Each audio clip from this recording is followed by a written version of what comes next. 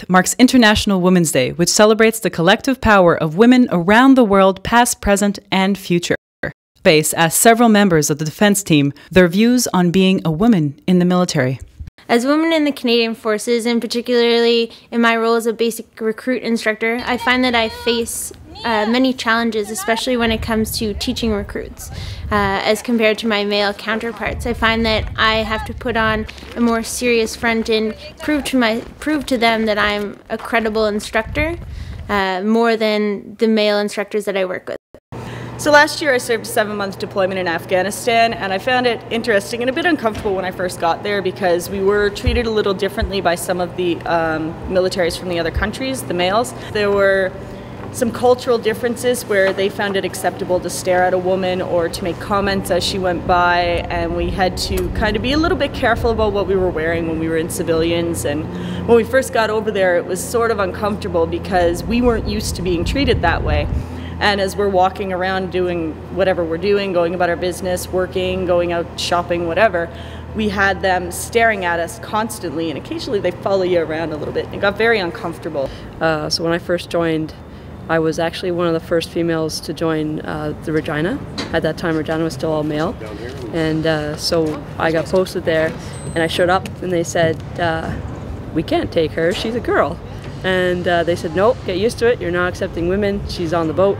So I ended up not having to do anything for a couple months because they didn't know where to put me or what to do with me.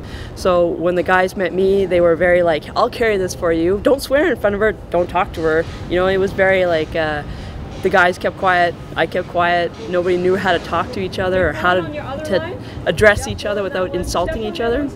And then once the guys realized you're just one of the guys, then it was fine after that.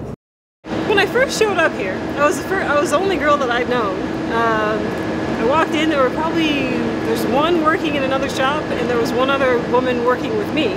So it's a little intimidating being one of 3 girls in a predominantly male shop.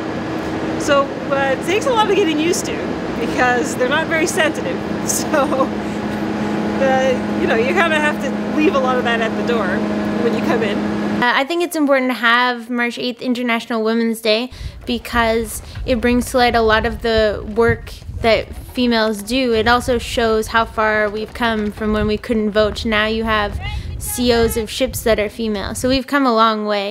I find that generally there's a lot more females getting involved in what used to be male-dominated trades. I also find that the males are more accepting of having the females around. It's become more common practice. So it used to be, they'd be a little bit more standoffish, like they weren't really sure what to do with us, but now they've just kind of accepted that this is the way it's going to be, and they've been pretty good about it. Women's clothing, I hate the bowler. I don't like the bowler. I don't like the way it sits on my head or anything, and the pants. The women's pants are atrocious. They've got the big baggy fronts with the pleats and everything like that, and I absolutely hate them. So actually a lot of women now actually wear the male pants. They prefer the male pants. It's nice to be recognized in women in the military. I know like it seems pretty common now to see women in the military, but it's taken us a long time to get where we are.